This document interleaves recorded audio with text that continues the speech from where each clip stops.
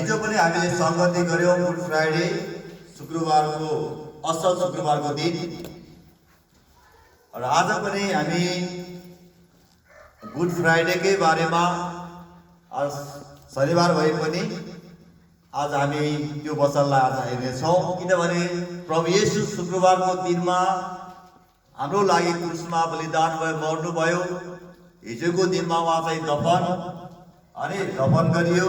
आज पनि उहाँ च्यानमा हुनुहुन्छ र भोलिको झिसिमिसेमा बाइबल भन्छ झिसिमिसे मतलब 5 बजेतिर अथवा झिसिमिसेतिर चाहिँ प्रभु येशू बौरी उठ्नु भयो। त्यसका गर्दाखेरि मण्डलीमा हामी सूचना पनि दियौँ। हाम्रो दिदीले सूचना सुनाउनु भयो भोलि 5 बजेदेखि 7 बजेसम्म बिहान संगति हुनेछ। तपाईहरु मण्डली भोलि बिहानै उठेर तपाईहरु मण्डलीमा आउनु होला। हामी सबैजना मिलेर हामी भोलि पुनरुत्थानको दिनलाई हामी मनाउने छौं। हालेलुया हालेलुया। र हामी हेर्छौं प्रभु येशू चाहिँ एक्कासी आएर क्रुसमा बलिदान हुनुभएको होइन। पहिले कुरा यो कुरा हामीलाई बुझ्नुपर्छ प्रभु येशू एक्कासी जन्मेर एक्कासी क्रुसमा चाहिँ बलिदान भएको होइन, तर परमेश्वरको योजना अनुसार नै हो। हालेलुया परमेश्वरको योजना अनुसार प्रभु येशू क्रुसमा बलिदान हुनुभयो र येशू ख्रीष्टको बलिदानको बारेमा उत्पत्तिको पुस्तकमा नै परमेश्वर पिताले चाहिँ भविष्यवाणी अथवा परमेश्वरले गर्नुभयो। किन जब आदम र हव्वाले पाप गरे त्यो अदनको बगैँचा भएको बीजको रुखको फल नखानु भनेको थियो, उनीहरूले खाए, पाप प्रवेश गर्यो र पाप प्रवेश गरिसकेपछि मानिस जो चाहिँ महिमित परमेश्वरको आत्माले जो चाहिँ महिमितले चाहिँ ढाकिएका थिए आदम र हव्वा, त्यो महिमित शरीर अथवा त्यो महिमितको कुराहरू चाहिँ पापले गर्दाखेरि त्यो चाहिँ उनको जीवनबाट शरीरबाट हटेर गयो र उनले आफैलाई नाङ्गो देखे। त्यसपछि ती आदम हव्वाले आफ्नो चाहिँ नाङ्गोपन चाहिँ ढाक्नको लागि उनले रुखको पातलाई टिपेर उनले चाहिँ लगाए। तर रुखको पात त सुकिहाल्छ केही समयपछि त उनलाई एकदमै अप्ठ्यारो भयो। उनले चाहिँ आफ्नो प्रयासले ढाक्न खोजे शरीरलाई, तर परमेश्वरले देख्नु भयो र परमेश्वर फेरि जानवरलाई मारेर उसको छालाको लुगा लगाएर आदम हव्वालाई लगाइदिनु भयो। हालेलुया त्यो चाहिँ पहिलो ख्रीष्ट येशूको बलिदानको बारेमा, येशूको रगतको बारेमा पहिलो चोटि परमेश्वरले देखाउनु भयो त्यो चिन्ह। किनभने जब जानवर मारियो, जब छाला चाहिँ निकाल्दाखेरि अनि रगत चाहिँ बग्यो, जानवरको रगत बग्यो। यसको मतलब संसारमा मुक्ति दिनको लागि, पाप क्षमाको लागि रगतको आवश्यक छ अथवा बलिदानको आवश्यक छ भनेर परमेश्वरले देखाउनु भयो। हालेलुया र त्यसका गर्दाखेरि अहिले हामी हेर्छौँ प्रभु येशू चाहिँ कल्वरी क्रुसमा चाहिँ उहाँ बलिदान हुनुभयो। किन त्यो बलिदानको बारेमा उत्पत्तिको पुस्तकबाट नै प्रभुले चाहिँ ती कुरा देखाउनु भयो। जानवर मारियो, त्यसको छालाको लुगा लगाएर चाहिँ अनि आदम हव्वालाई लगाइदिनु, मतलब त्यहाँ बलिदान भयो, त्यहाँ चाहिँ रगत पनि बग्यो। हालेलुया त्यसका बलिदान चाहिँ आवश्यक छ मानव जाति मुक्तिको लागि, मोक्षको लागि, जीवको लागि छ। किनभने पापको ज्याला नै मृत्यु भएको हुनाले मृत्यु त्यहाँ आवश्यक छ, बलि आवश्यक छ। अनि परमेश्वरले ती भविष्यवाणीका कुराहरू परमेश्वरले ती कुरा देखाउनु भयो। हालेलुया र दोस्रो पल्ट चाहिँ ख्रीष्ट येशूको रगतको बारेमा नोआको पुस्तकमा हामी हेर्यो भने त्यहाँबाट जब चाहिँ मानिस संसारमा पाप बढ्यो, पाप बढिसकेपछि जब जल प्रलयले चाहिँ मानिसहरू नष्ट भए, त्यति बेला चाहिँ परमेश्वरले नोआलाई भन्नुभएको तिमीले गोपे काठको चाहिँ एउटा जहाज बनाउनु, तर जहाजलाई तिमीले चाहिँ अलकत्राले लिप्नु। हालेलुया र अलकत्राले लिप्नु किन भन्नु भने त्यो अलकत्राले लिप्नु कारणले गर्दाखेरि पानी चाहिँ छिरेन, त्यसले गर्दाखेरि जहाज चाहिँ माथि माथि माथि माथि गयो र जहाज चाहिँ डुबेन। दोस्रो पल्ट चाहिँ अलकत्राले लिप्न मतलब त्यो अलकत्रा भनेको चाहिँ येशूको रगतलाई देखाएको छ, येशूको रगतलाई संकेत गरेको छ। हालेलुया हालेलुया। दोस्रो पल्ट र तेस्रो पल्ट चाहिँ हामी हेर्छौँ। तेस्रो पल्ट चाहिँ प्रभु येशूको बारेमा तेस्रो पल्ट के छ भने हामी व्यवस्था पुस्तकमा हेर्यो भने, प्रस्थानको पुस्तकमा हेर्यो भने नयाँ पुरानो करारमा त्यहाँ लेखेको छ, जब चाहिँ इजरायलीहरू चाहिँ मिस्र देशबाट निकाल्नको लागि परमेश्वरले चाहिँ मोसालाई पठाउनु भयो र परमेश्वरले चाहिँ मोसालाई भन्नुभयो कि इजरायलीहरूले के गर्नु, एउटा थुमालाई मार्नु। त्यो थुमालाई मारिसकेपछि त्यसको रगत चाहिँ तिमीले चाहिँ आफ्नो दलानमा, आफ्नो चाहिँ दैलोमा त्यो माथि चाहिँ लगाउनु रे, थुमाको रगतलाई। जुन घरमा चाहिँ त्यो थुमाको रगत चाहिँ लागेको म देख्छु, त्यो घरका परिवार चाहिँ सुरक्षित रहनेछन्। जुन घरमा त्यो रगत चाहिँ लगाइएको छैन, त्यो घरका चाहिँ जेठो, सबै जेठो चाहिँ मर्नेछ। त्यहाँ पनि चाहिँ परमेश्वरले येशूको रगतको कुरा देखाइएको छ। हालेलुया। येशूको रगतको संकेत त्यहाँ गरिएको छ। वास्तवमा त्यसपछि हामी 10औं पदमा हेर्दाखेरि मोसाले पनि त्यही कुरा भने, उनले चाहिँ थुमालाई काटेर उसको चाहिँ अनि रगत उनले चाहिँ आफ्नो दैलोमा माथि चाहिँ लगाए है, त्यो पिल्लरमा त्यो दैलोमाथि लगाए र त्यसपछि चाहिँ त्यो विपत्ति जब आयो, जुन घरमा रगत लागेको छ त्यो घरको परिवार सबै सुरक्षित रहे। जुन घरमा चाहिँ रगत लागेको छैन, त्यो घरको सम्पूर्ण जेठो, मान्छेको जेठो छोरा अथवा जेठो जो छ, त्यसपछि जानवर जेठो जो छ, त्यो सबै चाहिँ मरे। त्यो विपत्ति थियो।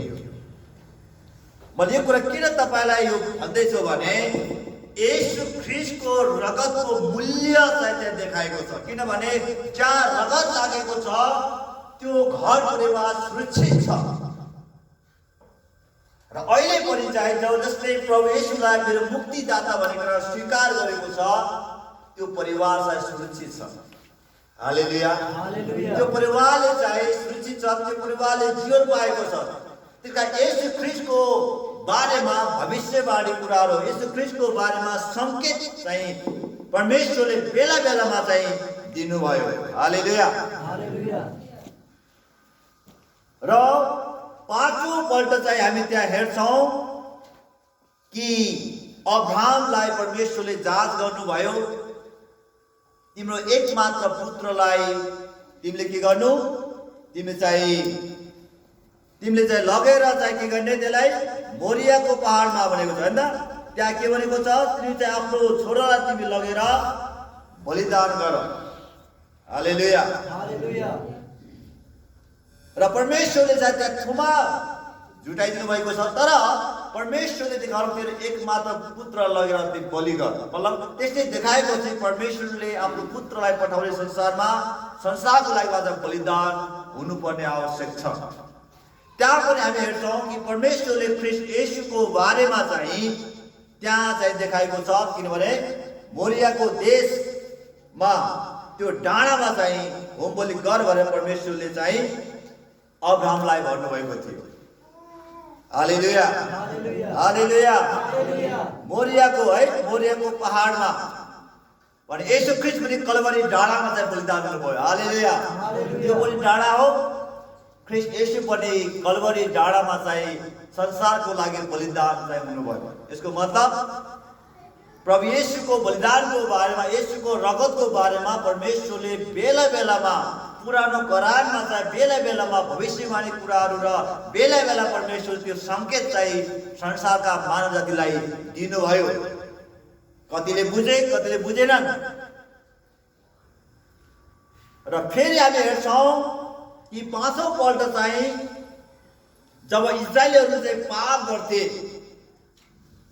अनि इजरायलीहरू चाहिँ गनगन गर्थे, पाप गर्थे, परमेश्वरको विरुद्धमा जब उठ्थे, प्रभुका जनको विरुद्धमा उठ्थे, अनि परमेश्वर क्रोधित हुनुभयो र विषालु सर्प पठाइदिनु भएको उनको बीचमा। जब विषालु सर्प गयो, सर्पले डसेर धेरै इजरायलीहरू चाहिँ मरे। अनि उनले भने अब हामीलाई बाँच्ने उपाय के छ, अब हामीले के गर्ने भन्दाखेरि परमेश्वरले मोसाद्वारा बोल्नुभयो। फेरि मोसाले भने कि तिमीले चाहिँ अब एउटा काठको सर्प बनाइनेछ, काठको सर्पलाई हामी काठमा झुन्डाइदिनेछौँ र जसले चाहिँ डसेको छ अथवा डस्नबाट बस्नको लागि उसले काठको सर्पलाई चाहिँ हेर्ने, त्यो चाहिँ काठमा झुन्डिएको छ त्यसलाई हेर्ने, त्यो चाहिँ बाँच्नेछ। हालेलुया।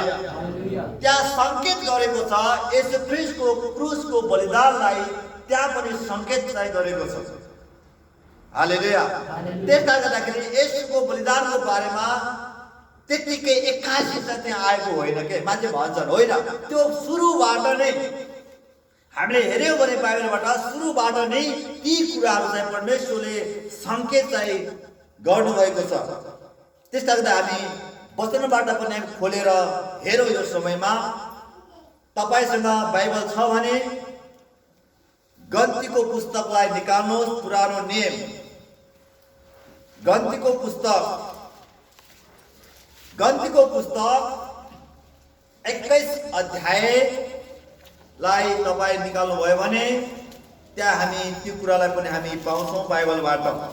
गन्ती 21 अध्यायको 4 पददेखि 9 पदलाई हेऱ्यो भने त्यहाँ हामी पाउँछौँ, तिनीहरू एदोम देशलाई फेरो मारेर जान भने होर पर्वतबाट लाल समुद्रको बाटो भएर गए। तर यात्राको कारण मानिसहरू साह्रै अधीन बने, मतलब साह्रै थाके अथवा चाहिँ स्थिर रहन सकेनन्। तब तिनीहरूले परमेश्वर र मोसाको विरुद्धमा यसो भन्न लागे, यस उजाड स्थानमा मर्न हामीलाई तपाईँहरूले किन मिश्र देशबाट ल्याउनु भयो?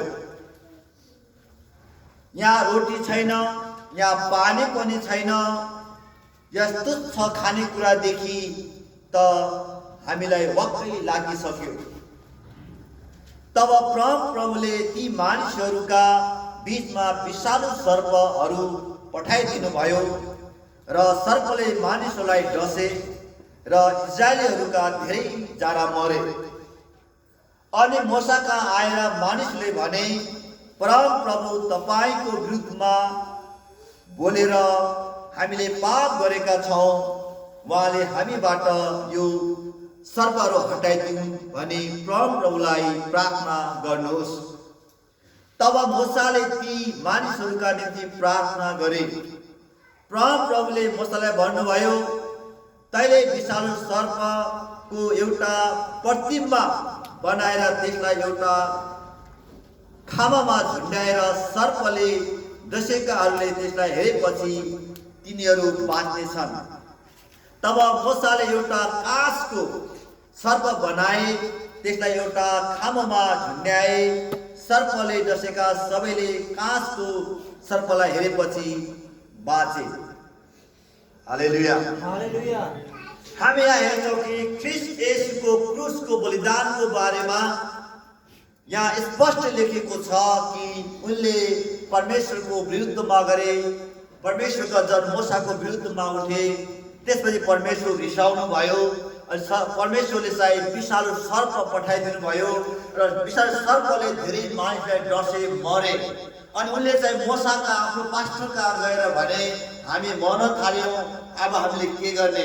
त्यसपछि मोसाले परमेश्वरको प्रार्थना गरे। परमेश्वरले मोसालाई भन्नुभयो, अब तैँले चाहिँ एउटा चाहिँ काँसको चाहिँ एउटा सर्प बनाउने, एउटा प्रतिबिम्ब जस्तै सर्प बनाउने, त्यसलाई खामोमा एउटा काठमा झुन्डाएर राख्ने, जतिले त्यसलाई हेर्छन् ऊ चाहिँ बाँच्नेछ। अनि मोसाले त्यस्तै गरे। त्यहाँ पनि हेर्छौँ कि येशू ख्रीष्टको क्रुसको बलिदानको बारेमा त्यहाँ पनि स्पष्ट लेखिएको छ। हालेलुया। त्यसका प्रभु येशू चाहिँ 81 त्यतिकै प्रभु येशू चाहिँ आउनु भएको होइन, तर उहाँ चाहिँ सारा संसारको मानवताको लागि प्रभु येशू चाहिँ आउनु भएको।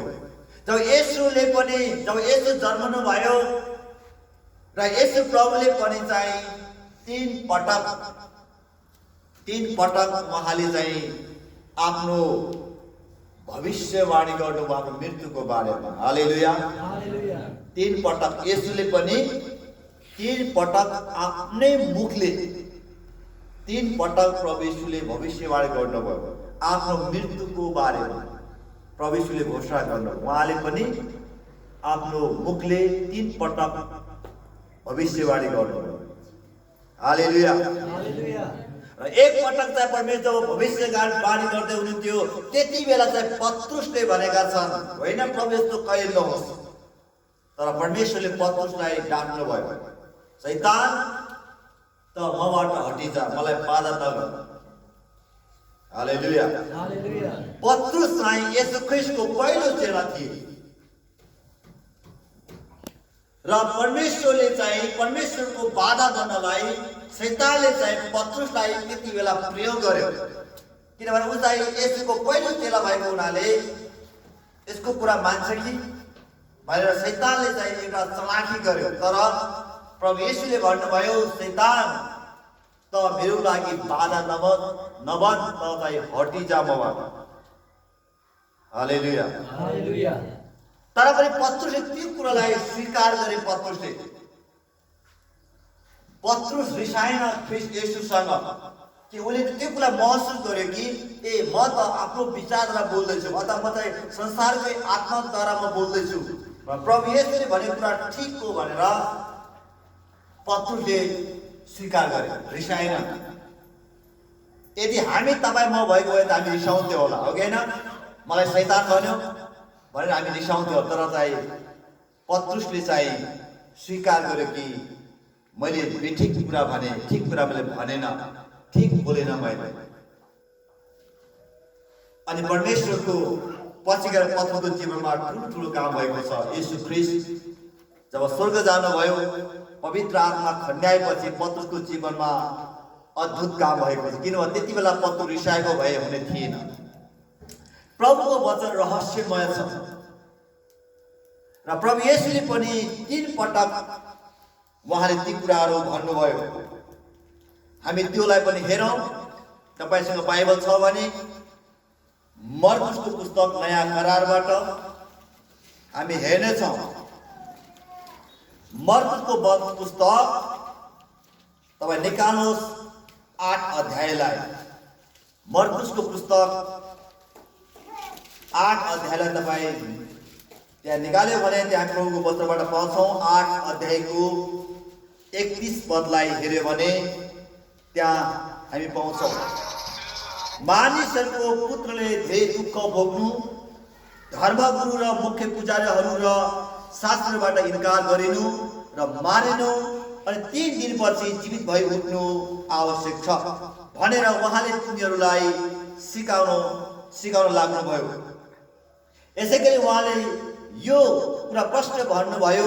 तर यो सुनेर पत्रुसले उहाँलाई एकातिर लगेर हकार्न लागे।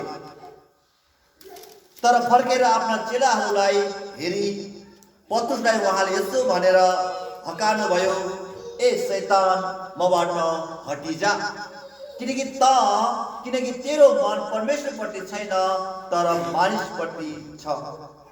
हालेलुया।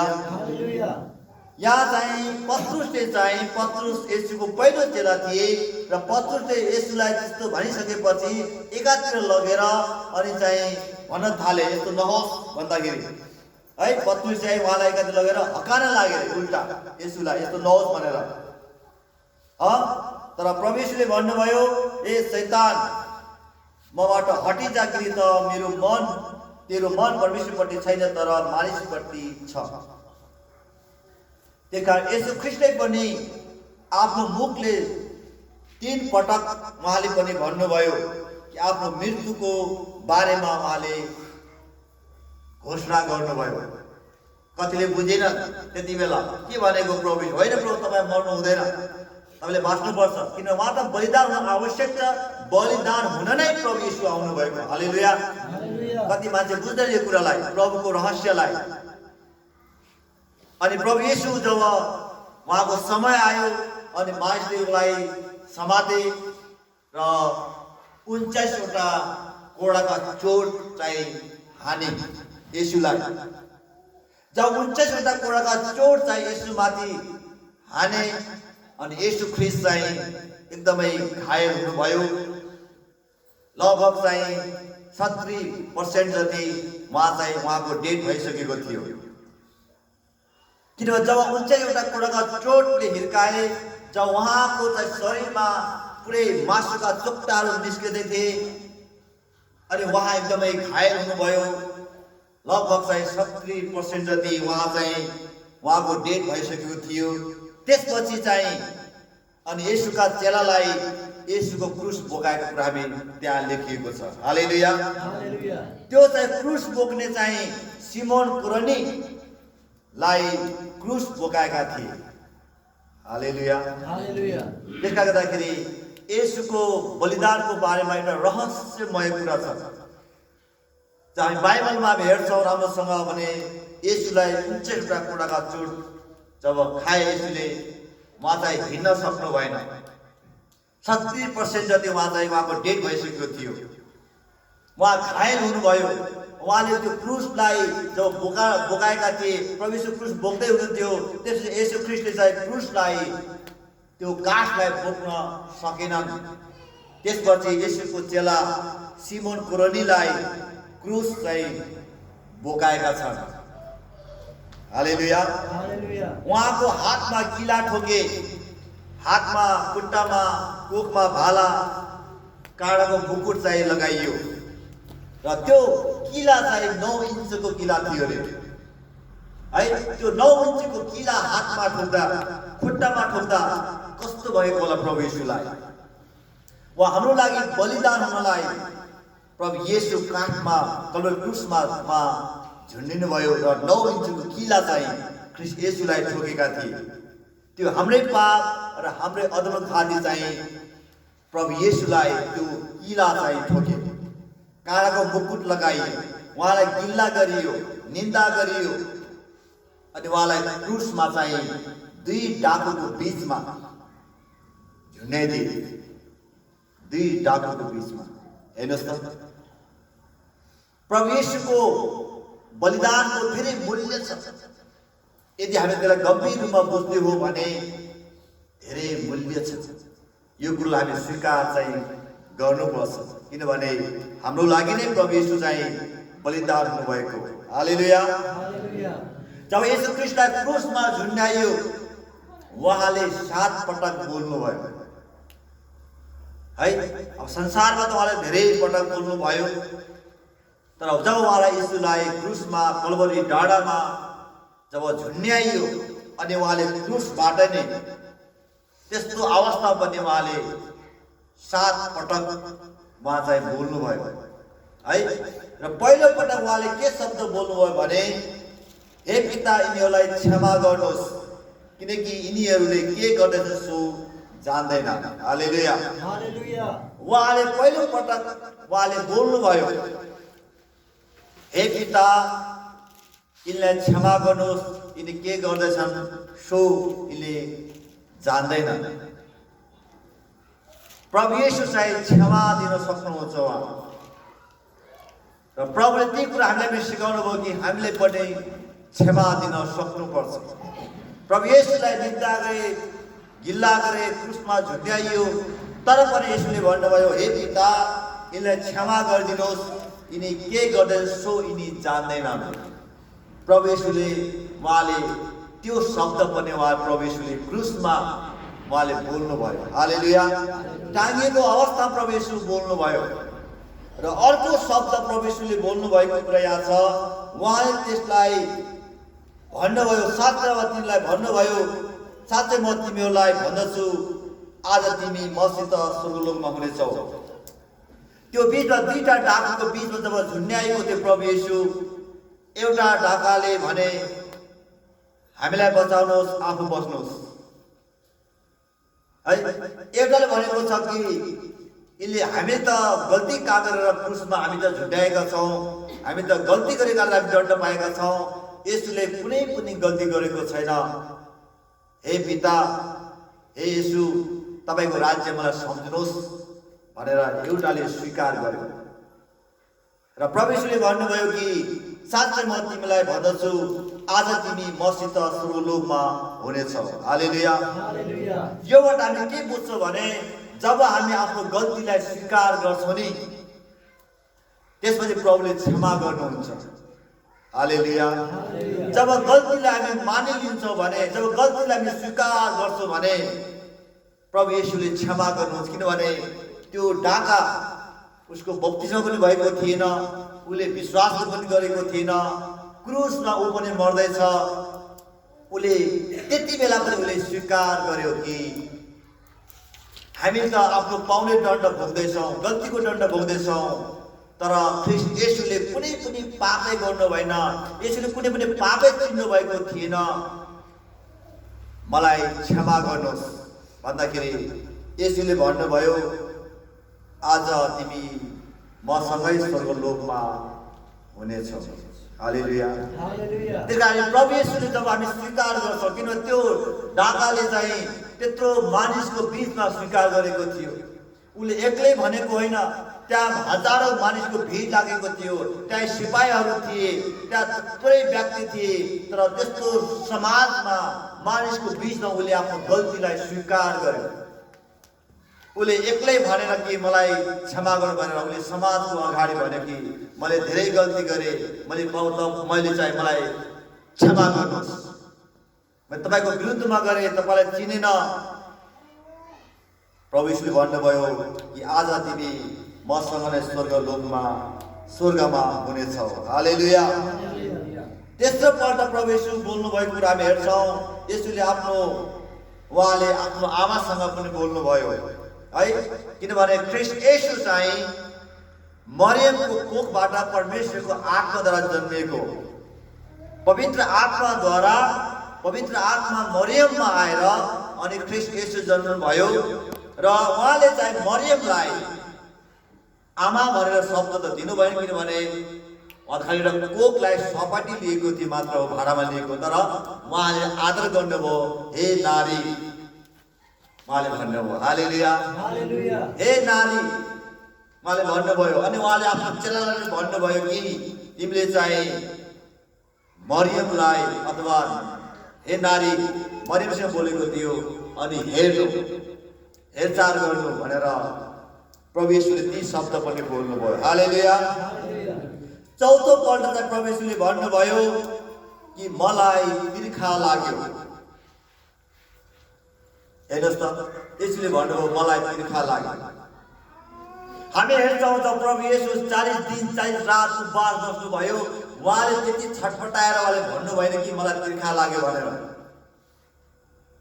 40 दिन 40 रात येशू उपवास बस्नुभयो, हामी हेर्छौँ उहाँको जीवनमा, तर पनि उहाँले त्यति छटपटाएर मलाई तिर्खा लाग्यो भन्नु भएन, तर उहाँ 2 दिनमा नै उहाँले तिर्खा लाग्यो भन्नुभयो। कारण चाहिँ संसारको पाप येशूमाथि आएको थियो, त्यो पापको लोड थियो उहाँमाथि, भार थियो, त्यो भारले गर्दाखेरि उहाँलाई धेरै गाह्रो भएको थियो, अप्ठ्यारो भएको थियो। अनि उहाँ प्यासले चाहिँ उहाँले भन्नुभयो मलाई तिर्खा लाग्यो। हेर्नुहोस् त, प्रभु येशू हाम्रो लागि कति दुःख कष्ट उहाँले उठाउनु भयो। त्यस कारण हामी प्रभुको वचनलाई हामीले कदर गर्नुपर्छ। प्रभुले हाम्रो लागि लेखेको बाइबल है मलाई तिर्खा लाग्यो भनेर प्रभु येशूले भन्नुभयो। र पाँचौँ पल्ट चाहिँ 3 बजेको समयमा ठुलो स्वरले उहाँ कराउनु भयो, इलोई इलोई लामा सबखतनी, हे मेरा परमेश्वर तपाईँले मलाई किन त्याग्नु भयो। उहाँले पाँचौँ पल्ट शब्द उहाँले भन्नुभयो इलोई इलोई लामा सबखतनी। यसको मतलब चाहिँ हे मेरा परमेश्वर मलाई तपाईँले किन त्याग्नु भयो। हालेलुया।